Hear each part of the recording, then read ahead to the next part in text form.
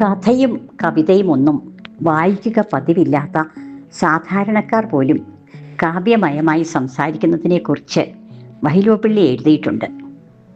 മഴ പെയ്തു തോർന്ന ആകാശം നോക്കി കണ്ടില്ലേ കുളിച്ചു കുറിയും തൊട്ട് വന്ന് നിൽക്കുന്നത് എന്ന് പറയുമത്രേ അദ്ദേഹത്തിൻ്റെ നാട്ടിലെ മുത്തശ്ശിമാർ.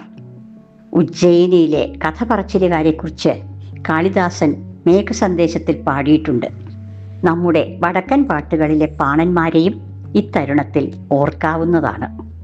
സ്വന്തമായി കഥയും കവിതയും രചിക്കുന്നവരെ തൻ്റെ നാട്ടിലെ കാർന്നോന്മാർ തോന്യാക്ഷരം എഴുതുന്നവർ എന്നാണ് വിശേഷിപ്പിച്ചിരുന്നത് എന്ന് പ്രശസ്ത കവി ONV കുറുപ്പ് പറയുന്നു. അദ്ദേഹത്തിൻ്റെ ഒരു കവിതാ സമാഹാരത്തിൻ്റെ പേര് തന്നെ തോന്യാക്ഷരങ്ങൾ എന്നാണ്. ഞാൻ നിത്യജീവിതത്തിൽ കേട്ടിട്ടുള്ള ചില സാഹിത്യ സംബന്ധിയായ പരാമർശങ്ങളും വിശേഷണങ്ങളും ഈ വേളയിൽ ഓർത്തുപോകുന്നു. അവനൊരു നാരദനാണെന്നും അല്ലെങ്കിൽ ശകുനിയാണെന്നും അവളൊരു ശീലാവതി എന്നുമൊക്കെ പുരാണങ്ങൾ വായിച്ച അറിവിൽ നിന്ന് സാധാരണക്കാർ പറയാറുണ്ട്. നവവധൂവരന്മാരോ പ്രണയിതാക്കളോ ഒന്നിച്ചിരിക്കുന്നിടത്ത് നിന്ന് ഒരു ബന്ധുവോ സുഹൃത്തോ നിഷ്ക്രമിക്കുമ്പോൾ സ്വർഗത്തിലെ കട്ടുറുമ്പാവാതെ ഞാനിതാ പോകുന്നേ എന്ന് പറയാറുണ്ട്.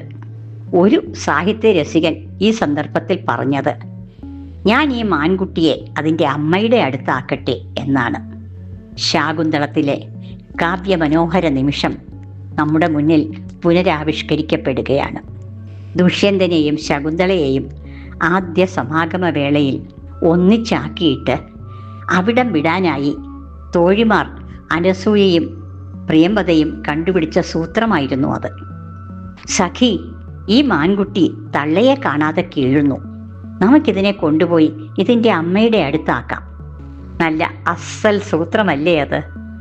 സിനിമകളിലെ ഡയലോഗുകൾ നമ്മുടെ നിത്യജീവിതത്തിൻ്റെ ഭാഗമായിട്ട് എത്രയോ കാലമായി.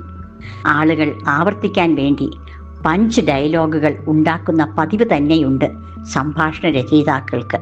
നീ പോടാ മോനെ ദിനേശ എന്നും സവാരി ഗിരിഗിരി എന്നും ജാങ്കോ ഞാൻ പെട്ട് എന്നുമൊക്കെ കേട്ട് തല ധരിക്കവേ തന്നെ ഞാനേ കണ്ടുള്ളൂ, ഞാൻ മാത്രമേ കണ്ടുള്ളൂ എന്ന് കേട്ട് ചിരിക്കാനും നമുക്ക് സാധിക്കുന്നു.